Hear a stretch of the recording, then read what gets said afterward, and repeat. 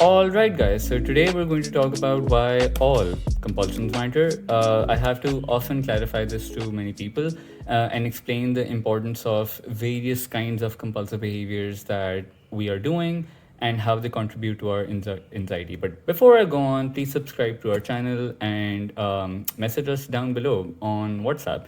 There's a link that you can click and you can come in for coaching if you want. So let's say I'm going to take the example of themes like harm OCD, POCD, HOCD. I botched up the D over here a little bit, but anyway, themes of sexual guilt, stuff to do with that, fears to do with that. It doesn't have to be this. I'm just taking this as a random example. It can easily be health, existential, whatever your theme is, right? Now, the typical compulsions associated with these themes, particularly, are tons of reassurance seeking, a lot of confessing and venting, and constantly talking about this with other people, avoiding triggering content. So, like a lot of people, let's say, very stereotypically, someone with harm OCD will not watch a video about serial killers or something like that, right? Or someone with HOCD might not want to watch like a gay romantic comedy or something like that, right? So whatever it is. So avoiding lots of content around that, lots of compulsive checking of your feelings, of your urges.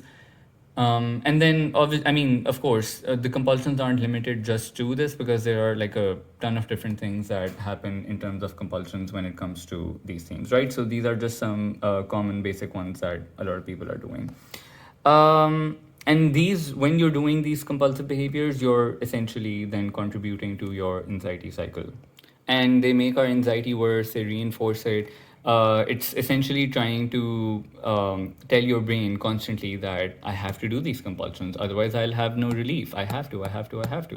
That's the kind of messaging that we have to change by cutting out our compulsive behaviors, right? So, I'll explain what I mean by this in one bit, right? So, this is what's fueling our anxiety cycle. But then there are other things that are fueling our anxiety cycle as well. So your overall habits and how you are living your life overall. So someone might be playing like a lot of video games, hours of them every day, not going out a lot, or some people actually compulsively go out a lot because they don't want to sit by themselves.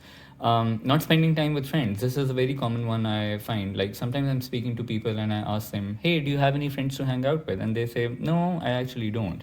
So, and that comes as a result of like over time, over the years, avoiding friend hangouts with friends and just not showing up to plans. Tons of procrastination, being lazy and demotivated, and all that kind of stuff, right? So now, all of this also uh, contributes to our anxiety cycle. Yes, technically it's separate from your main OCD theme, but still habits that make you feel quite anxious. Mostly because these habits can also come from very low frustration tolerance. Like for many people, not being able to sit with your thoughts or failing your rumination or your thoughts can lead to, let's say, playing a lot of video games, right? Or failing that intrusive thoughts will show up. People will not go out with their friends because they're like, I don't want to experience my intrusive thoughts while I am trying to do something that's supposed to be enjoyable, right? So this contributes to your anxiety cycle as well. Now, on the face of it, what we then start thinking is, oh, but like this is separate and this anxiety is separate because, like this is like something that is specifically related to my themes. And this stuff, yeah, sure. I mean, I might be feeling a bit anxious about it, or these might not be the best habits, but they're related to something completely different. But here's the thing, anxiety, while coming from different places, the brain doesn't process it as, oh, this is anxiety about my themes and this is anxiety about my bad habits and life structure. No, the brain is just like processing this as overall anxiety. Anxiety is anxiety to the brain, whether it's like from bad habits or about the theme. And so the brain is then fixated on, I'm so anxious and I don't want to be anxious, right? That's what it's thinking about then, because it just has, like, you as someone who is a chronic anxiety sufferer or an OCD sufferer, you're overall an anxious person. You're an anxious personality overall, which is coming from both your theme stuff and your habit stuff as well. And the brain overall processes it as overall anxiety, right? So, therefore, it is important to look at this stuff as well, because I've had many phone calls where when I've brought these kind of things up with people, and they've said, yeah, but like, I don't see how that will get me better. I don't see how that is important to me. Well, let me show you another diagram in relation to this. Now, imagine, wait, okay.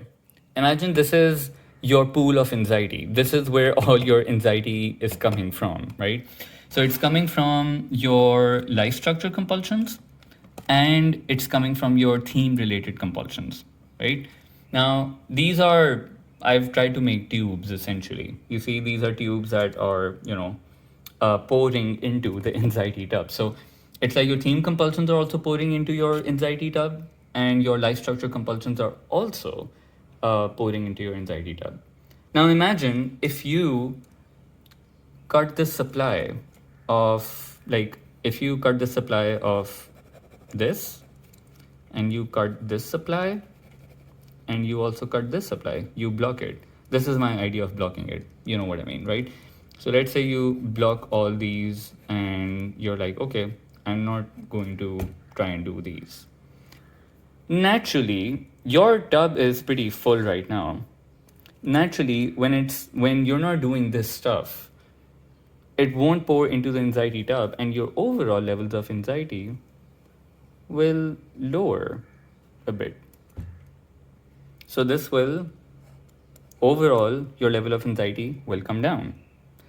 You still have this to deal with, which is coming from your theme related compulsions. Yes, agreed.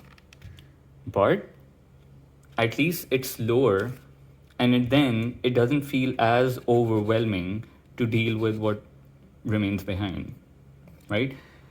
So this is why your life structure compulsions are just as important to work on, as important these are.